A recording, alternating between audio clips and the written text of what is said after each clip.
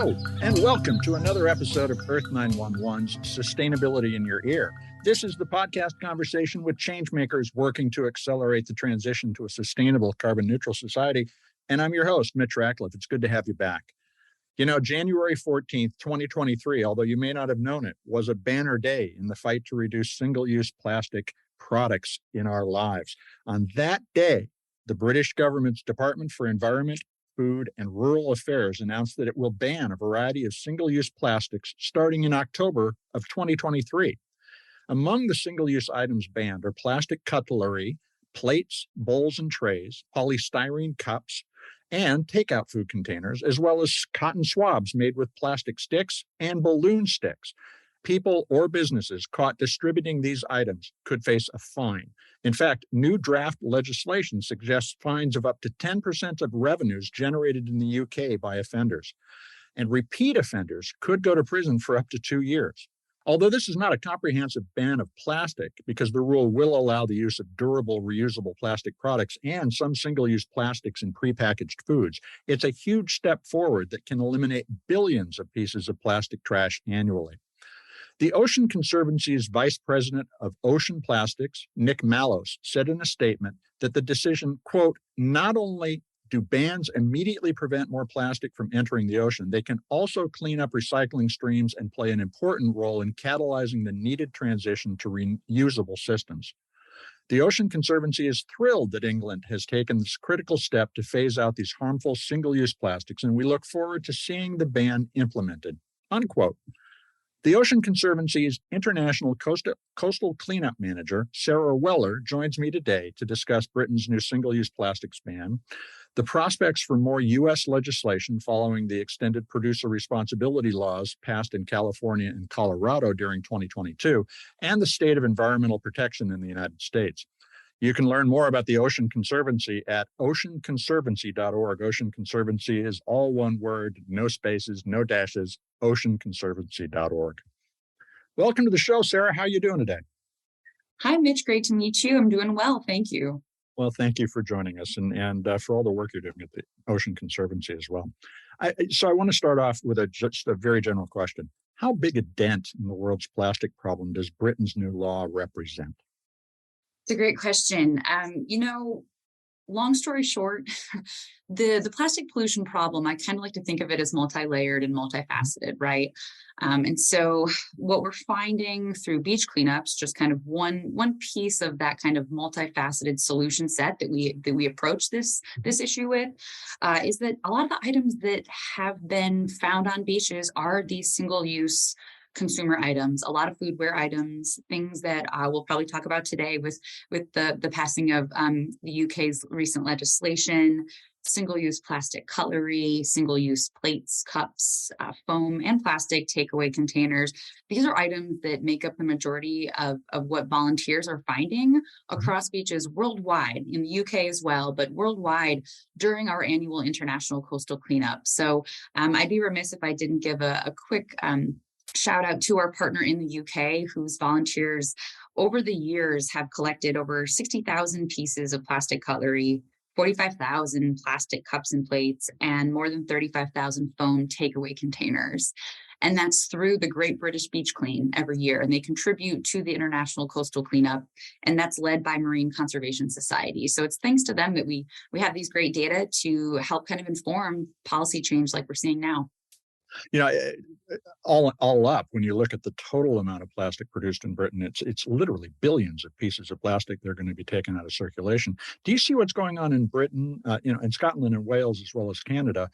California's Plastic Pollution Prevention and Packaging Producer Responsibility Act, Colorado's legislation, Oregon's. Are we seeing signs of an approaching tipping point in plastic regulation? Ocean Conservancy feels that way. We're optimistic about it, especially with this kind of awareness that we've seen more than ever now. We're finding that volunteers are coming out for cleanups. People are more aware than ever, and legislation's being passed at a rate that we haven't seen in the last decade. So I think about 35 countries have banned or limited in some way the sale of these really common single-use items that we're finding on beaches. And then, of course, the legislation that you mentioned in California, we're really excited about, SB 54. That's our country's strongest legislation for plastic pollution prevention. So we're really excited that in the next, I think by 2032, plastic packaging and foodware sold in the state of California has to be kind of reduced by 25% across the board. And what's exciting about that is that it's not just banning those items, it's actually stopping the production, right? It's reducing and actually holding producers accountable for not only the end of life, right? But we actually want to get towards a circular life of a lot of these items. So we're optimistic about the tipping point, yes. Well, circularity is a key idea. How would we have to change the design of plastic products, particularly, as well as how we produce and distribute all this stuff, in order for us to recycle more effectively? Yeah, that's a great question. And it's a challenge that we really face here in the United States. We have a pretty dismal recycling rate. I'm sure people have kind of seen the stats around. I think a lot of that has to do with extended producer responsibility, which is essentially what I just described, holding producers accountable for funding and improving kind of that end of life. So putting in, funding in place for improvements of recycling here in the United States, right? So for years we've been outsourcing our waste, and we generate more waste than any other country globally. So I should note that. I think UK is second to us, but we still per person generate twice as much waste. So we definitely need to tackle that problem here. And I think historically it's been more on the municipalities' shoulders to do that. But now it feels, especially with the legislation passing in California, that states are looking more into improvement. And hopefully that leads to nationwide changes too, so that we can really start making a dent. Because as long as, we don't want to be doing cleanups forever, we can't really recycle our way out of the problem either. But all of these I kind of see it as like a puzzle of all these pieces coming together can really move us in the right direction. Well, at Earth911, we're always trying to help people take that first step, which is to put stuff into the recycling system, but it has to be designed to be recycled, and so much plastic isn't. Now, there's some bad news that came out just earlier this month. The Minderoo Foundation released its second Plastic Waste Makers Index, and they found that single-use plastic is still on the rise. Equivalent of 2.2 pounds of plastic per person on the planet per year. There is international discussion going on. The UN has a conversation going about the treaty on plastic pollution. Do you all see that as making progress at this point? Are you hopeful about that? We do. We're hopeful. We have staff who are doing more work on the international platform with plastic pollution, and they're quite involved in the committees and a lot of the hearings that are taking place around this international non-binding treaty that's taking shape. So we find it exciting, and we're hopeful that it would prompt in-country solutions as well. So, right, sort of like the climate treaties that we've seen, like it feels for us like it's long overdue to have a plastic treaty in place as well. It's non-binding though. So what does that actually influence anything, or is it simply a message that society wants to change? I think it's more societal pressure. So, and again, it's just building more awareness across the board helps in that direction. Yeah. Now, the focus on the British ban of single-use plastics, they allow durable plastic use. And for years, you've campaigned against the use of single-use plastics. But there's a perception that the Ocean Conservancy wants to ban all plastic. What would a world that you all talk about that uses some plastic responsibly look like? Yeah, we get this question a lot, and it's valid. We certainly know that plastic is so ubiquitous because of how useful it has become, right? There's all different types. There's, plastic helps us with food storage. It helps us in the medical space. So there are definitely ways in which we can use plastic in a smart manner that obviously if it's helping save lives, we're not, wanting to get rid of all plastic altogether. And we know we're pragmatic, right? We know that realistically, that's probably not a future that we see taking shape. But a lot of these single-use items, especially those that were covered in this UK legislation, what's covered with SB 54 in California, a lot of these are items that most of us can do without, or they can be designed in a better way to use less plastic to begin with, or to use alternative materials. So, and of course, we don't want to stop using plastic for one thing and then draw from resources in another way, right? Like we don't want to pull from virgin forests to make more paper, things like that. So as long as we can be smart about the way that we're producing items and packaging in particular, right? It's touched for 10 seconds and then it goes to landfill or it escapes into the environment. So I think those are the items that we're really trying to tackle, things like straws and plastic bags and cups and a lot of the takeaway materials. Now, one of the following on that, one of the big initiatives that you're participating in is the Plastic Pact, which has identified a lot of unrecyclable and carcinogenic plastics, PFAS, pigments used to color plastic, labeling technology that even though the plastic might be recyclable, the label stuck to it isn't. All of these things frequently get into the ocean. What's your assessment of the progress within the Plastic Pact and all the companies that are participating? Yeah, that's a great one. I had to ask my colleagues who are in the policy space. They have their finger more on the pulse with this pact. They did say that they're waiting for the EPA to come around with kind of an update in the coming months on where we've made progress. They say that I think the pact says by 2025. A lot of these kind of bans on these items, these PFAS and other pigments and additives that you mentioned would be banned. My colleagues say that luckily a lot of states, just because of our entry into the pact, have kind of voluntarily taken the lead and are already making changes or passing legislation in advance, right? So on top of California, Delaware and Virginia are another couple of examples that they've already banned foam, right? So expanded polystyrene foam. That's a really big challenge. And it's, I spend a lot of time at cleanups with volunteers and we find lots of little tiny, like the foam beads that are those things are just and it's horrible, right? Like you'll touch an item and it's just it'll just crumble in your hands. So those are the microplastics, those foam ones that really keep me up at night. And if we can really ban that in particular, that's going a long way. But yeah, more to come on the pact. I think our colleagues, basically what our colleagues have passed along to me. So one of the conversations that we've been having on an ongoing basis on the show is about the claims that chemical or molecular or other forms of advanced mechanical recycling will create a circular economy in plastic. Do you all see that as actual progress, or is that a form of greenwashing that's going on at this point? The chemical and the molecular, you said? Yeah. Yeah, our stance on that is that pyrolysis, gasification, other chemical recycling technologies, it's just kind of a fancier way to say burning plastics for energy. And it's just not compatible. We don't find it to be compatible or healthy for ourselves, our communities, and for a plastic-free ocean and circular economy. And in our minds, it's just a way for the industry to keep this kind of nonstop production in place. It's not really this magic solution that it's kind of drawn out to be. And obviously burning of plastics emits greenhouse gases as well. So then we're just kind of adding to our massive climate change problem that we're facing.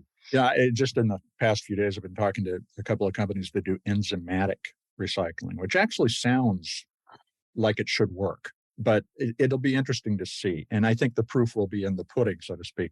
Are you encouraged? If it's scalable, right. Yeah. Yeah. Well, does it? Yeah. So are you encouraged by the plastic recycling investments you're seeing in the United States? Because, we're the largest plastic polluter by a long shot. Are we actually building that's the basis for a circular economy in plastic? Or is, again, that just something that is a great way to justify the continued use of fossil fuels?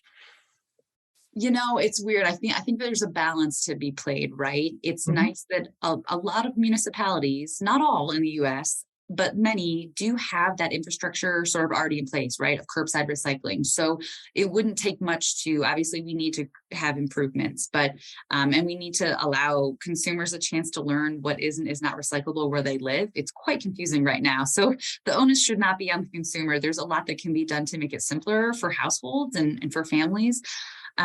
But is that the only solution? No. And I think that's what, a lot of industry is trying to strive for. Again, I think it's just one piece to the puzzle. If there are necessary plastics, we need to at least make them recyclable, right? We shouldn't be, introducing a lot of items and packaging with things like plastic film that's not easily recyclable, so that if we can increase the number of facilities that can take that plastic, we're creating items that really truly can be recyclable and are recyclable.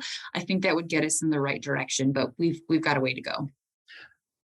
Once again, we'll see, but it does sound like you feel a little bit hopeful. Yeah. Yeah, we do. We find, at least I find at cleanups when I'm having conversations with volunteers, at first the conversation is, well, where did this all come from? And then almost, the next natural question is, well, what's going to happen with what we collect? So Yeah. it's nice that that public narrative is moving in that direction of, not only do we need to remove it from the environment, but they want to know, is this going to end up in landfill? Is it going to be burnt? Like, what's going to happen with this item, and can we recycle it? So it's good that in general, it feels like the public dialogue is moving in the right direction, and hopefully that pressure will continue to kind of get funding to these infrastructure that we need. The story is so important. The idea that we do know what happens next, and that there's an accountability, and that it's not just a fantasy that we're being told. This is a fantastic discussion. I want to take a quick commercial break. We're going to be right back after those necessary ads.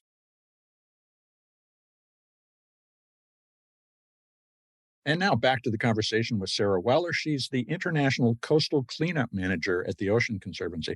Sarah, in the past, just at the beginning of 2023, we've actually had some pretty good news. The EPA blocked the Pebble Mine project that threatened Alaska's largest fishery, and that was based on the Clean Water Act. There's other decisions pending, but are you all feeling optimistic about how the U.S. government is moving on environmental protection?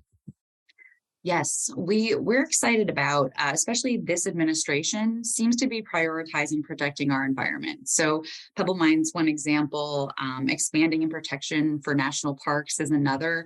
So we do feel optimistic, and I know my colleagues in our Arctic conservation program kind of up that way, or we're very happy with the Pebble Mine outcome. And just overall, like I mentioned, there's just this tremendous energy and momentum at the state and local level to address, these environmental issues and plastic pollution in general. So we hope that pressure will kind of mount to some federal action down the road. Now, there are also a lot of trade-offs and a lot of dealing going on in D.C. What should our listeners be tracking and taking action on, such as contacting the White House or Congress? What are you tracking this year as the key projects?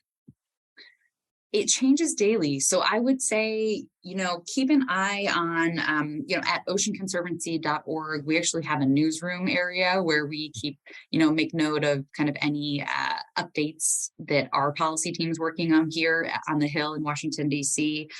We have a blog section too. It's been really helpful I recommend listeners check that out if they want to learn more, and even a Take Action Center where you can find resources on who to contact, which representative to contact about what issue that you feel passionate about. And that goes for, plastic pollution, but all of our other work at Ocean Conservancy as well, from fisheries to Arctic conservation. Great. We'll include links to those in the article that goes with the podcast. Now, another facet of this is what's going on at the state level. And there are a lot of different movements, recycled content requirements, such as what Washington State, where I live, is considering now. Virginia has expanded polystyrene, as you talked about.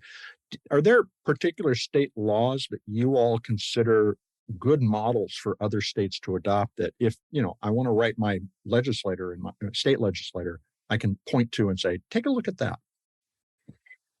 I think from our side, that SB 54 in California is kind of the shining star example right now. And it really goes back to what I mentioned earlier about beyond just a ban, which in and of itself can be good and is a good kind of step in the right direction. But SB 54 is really great in that it's actually getting at reducing plastic produced in the first place. So it will kind of have that extended producer responsibility and hold those plastic makers responsible. And our team did some crunching of the numbers, and I think they said, over the span of the time frame, this would directly eliminate 23 million tons of single-use plastic packaging and foodware from the state of California alone. So having these staff like this and having the cleanup numbers, honestly, to kind of back up and act as evidence in moving this legislation in the right direction, I think always helps. I'm a big fan of data collection. I've been noting it a lot. And folks can get involved directly with that as well. I mean, at these cleanup events, we've got a number of tools where even if you don't want to, reach out to your legislator, you can contribute with the numbers of what you're finding at cleanups. The types and amount of trash found is immensely helpful. I know in Virginia, we're talking about that with extended polystyrene, but there's also been a mass balloon release ban as well. Yeah, I hate those. Yes, and our partner in the International Coastal Cleanup actually used balloons found during the ICC to push that legislation through. So it's really fun, I think, and great for us to see that these community science cleanups and the data that are collected by volunteers are actually being utilized on local, state, and even international level. It's interesting what we can do now as individuals to report and hold accountable in ways that we could not, the companies or the organizations that make dumb decisions like releasing 1,000 balloons. Now, another area where you all have a lot of work going on is with regard to equity issues in plastic pollution, and particularly around fence line communities, those communities of color that are right up against where these products are made. What can our listeners do to help on those kinds of initiatives? I'd say listeners can make a difference by calling on your elected officials to pass these laws that protect these fence line communities that you talk about. So there's one, for example, Protecting Communities from Plastics Act. This was introduced in the last Congress by Senator Cory Booker and then Representative Jared Huffman. And laws like this address kind of these sweeping harms that are caused by the petrochemical industry. And it kind of helps break our reliance on single-use plastic. So you're exactly right that these plastics and the petrochemicals that they're made of, it's not only fueling climate change, but it's worsening environmental injustice, and it's harming human health. So it all kind of goes hand in hand. And like you said, calling it out, making our elected officials, letting them know that you care about it, it can go a long way. We even go as far as to recommend for people who cannot recycle locally that they go to their city council or solid waste management meeting with some of the stuff they would like to recycle and just show them, because it's so obvious when you look at it. But when you get a letter and no additional context, it doesn't sink in for the legislators. We need to make it simple and clear. Absolutely. Now, another area where you work is obviously the oceans. The fishing industry, its sustainability, and particularly its ongoing dumping of lots of plastic. In fact, maybe up to 60-70% of the plastic that is in the 5 major garbage gyres are fishing nets. Are you seeing meaningful progress on improving regulation and ending these practices? We are, and I'm happy to say that a lot of my colleagues are kind of leading that charge. So really, wherever fishing takes place, whether it is illegal or industrial level fishing, there is this threat of lost, derelict, or otherwise abandoned fishing gear, or what we'll call ghost gear for short. And Ocean Conservancy, we have a global ghost gear initiative. It's kind of a branch or kind of a program within our trash-free seas team. And they're the world's only alliance that's dedicated to tackling this issue of these abandoned, lost, and otherwise discarded fishing gear, which, as you can imagine, continues to do its job very nicely, even when it's escaped into the environment. So talk about really deadly threats for marine life that we love. I mean, that those ghost gear cleanups and prioritizing and focusing on those massive, they'll accumulate into these kind of gear balls, they call them. Working on removing those is really key, and part of what this global ghost gear initiative does. But they also bring together a lot of different stakeholders. They've got government membership, academia, really just trying to bring that diverse group together to tackle this specific issue when it comes to the overall marine debris problem. And really overall, we find like fishermen, especially in the industry, they don't want to lose this gear. A lot of them, it's accidentally lost because it's expensive. So I love that we call it the triple GI, but the Global Ghost Gear Initiative is trying trying to do a lot with at ports, making a lot of this netting recyclable or having recycling facilities right where this gear is coming into place. So Does that include counting? Like we got this much back, we sent this much out, and so you could net out how much net is out there. I believe so. I think that there's some sort of tracking like that. And they have an app where folks, if they're living in a location where you're finding almost primarily ghost gear, you can track those items too. And it's really interesting how even just knowing like the diameter of a net or the type, the color can really help indicate, is this aquaculture industry? Is this, you can almost kind of help identify the source of that type of fishing gear. At the highest level, how are you all feeling about the state of the oceans? It feels like there are aspects of progress, and on the other hand, crises erupting everywhere. Yes, it's tough. We want to stay optimistic. And at Ocean Conservancy, we try to focus on those major threats facing the ocean, right? So we're trying to tackle the big stuff.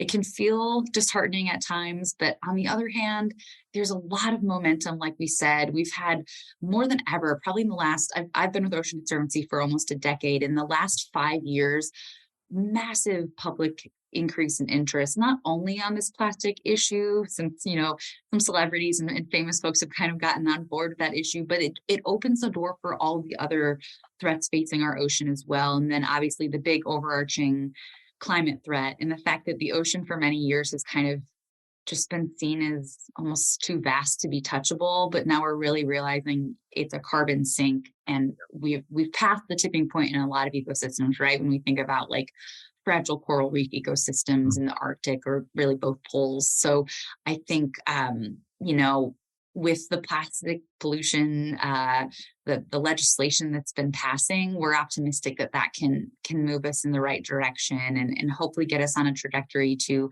stop putting what shouldn't be going into the ocean in the ocean, and get out what shouldn't be there, if that makes sense, to put it simply. Well, and here's where I think our listeners can help. You all have been doing the Trash Free Seas program for 35 years. And this is so grassroots. 17 million volunteers have picked up 350 million tons of trash from beaches. How can people get involved and what events have you got planned for this year? Maybe around Earth Day. I'm so glad you asked. Well, the first thing anyone can do is check out our website. If you want to learn more about these topics that we talked about and the International Coastal Cleanup, there's actually a map on our International Coastal Cleanup page where, if you're not sure where to start, but you want to get involved in the cleanup, you can zoom in anywhere in the world and you can get connected with any of our partners who participate in this annual event. Now, that event tends to happen later in the year, so that's more around September timing. But like you said, Earth Day, there's a huge activation. June, around World Oceans Day, big activation, lots of cleanups happening. So check out that map and get connected with your partner locally. And they'll have a whole calendar of cleanup events that you can kind of plug into. And then even if there aren't cleanups in your area, we have an app called CleanSwell that allows you to track trash from any cleanup. So really during COVID, that was a tool that many of us leaned on. Even if you're just doing a cleanup around your neighborhood or around your block, any trash in the environment can make its way into a waterway. Most likely it will, right? It can wash down storm drains in urban location, or, you don't even need to be by a body of water to do a cleanup, and track it on CleanSwell. So that's what I tell folks to do. Even if you don't live anywhere near the ocean, but you care about it and you want to do your part. And then of course, those data feed into an online database that help pull all of these levers that we've just been talking about, all the prevention side and the policy. So it's really encouraging there. So it's called CleanSwell, and it's free to download on Android and any smartphone. That's both a cool and a very utilitarian way to make a difference. I'm glad to hear that. Now, of all these things, all these projects that you do, which would you consider your most cherished? Which one would you tell everybody to get involved with? Oh, well, I'm biased because I work on it, but the International Coastal Cleanup, I just love, because we have volunteers, young and old, that can come out, can participate. There are thousands of cleanups that happen every year in about, I think, over 100 countries every year. We've had over 150 countries participate over the course of like you said, it's almost a 40-year history that we're reaching. So it really is the world's largest volunteer effort for our oceans. And it's a great entryway to kind of get connected with ocean issues in general, learn more about the plastic pollution problem. And then, of course, with the data collection, I love to just be there with youth. And, they're tapping along in the CleanSwell app and they say, wow, this is the 15th plastic straw that I've counted. What can I do in my everyday life to maybe stop using straws? So you get that educational reflection moment almost at the event itself. And I just love having those conversations and kind of seeing the next generation get the cogs turning and really think about it and hopefully help keep us moving in the right direction. Actually, just paying attention and doing the cleanup, it just becomes crystal clear for me. I mean, I walk in a park and it's the dog poop bags that just drives me nuts. But you all are making this connection for people, and that's what turns into real action. So I want to thank you for spending time with us and for everything that you guys are doing.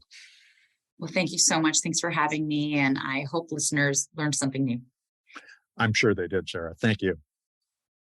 That was Sarah Weller. She's the International Coastal Cleanup Manager at the Ocean Conservancy. And I urge you to get involved now. Just visit oceanconservancy.org. Ocean Conservancy, of course, is one word, no space, no dash, oceanconservancy.org. And look for links to the CleanSwell app, Take Action Center, their blog, and other opportunities to keep plastic out of our waterways and oceans. Our conversations often focus on your power as a consumer, but your ability to make a difference in the fight against single-use plastic can be amplified by the work the Ocean Conservancy does every day. Using the CleanSwell app to track the plastic waste you collect helps create accountability with the data that can drive public policy conversations. Visiting the Take Action Center at oceanconservancy.org and sending mail, email, letters, to Congress, the White House, your state's governor or legislature, or even local representatives can help tip the balance from a plastic free-for-all to a future in which communities assert control over their waste and make polluters help clean up their mess. Whether plastic manufacturers act out of carelessness or indifference to the environment, we no longer have to use their products without holding them accountable at a minimum to help prevent plastic pollution. Don't buy single-use plastics, and tell the companies you spend money with to make changes to eliminate plastic in their product or packaging and make it highly recyclable. This has been another great conversation about how we each can make a difference. And we've been sharing ideas on sustainability in your ear for many years, and the world is starting to embrace environmental awareness and responsibility. Would you take a moment to write a review so that we can share this podcast more widely? You all are the amplifiers that spread the ideas that create less waste. So let your friends, family, and coworkers know that you can find us on Apple Podcasts, Spotify, iHeartRadio, Audible, and all the other fine purveyors of podcast goodness. Folks, I will appreciate your support. The entire team at Earth911 will. Thank you. I'm Mitch Ratcliffe. We're going to be back with another innovator interview soon. In the meantime, folks, take care of yourself, take care of one another, and let's all take care of this beautiful planet of ours. Have a green day.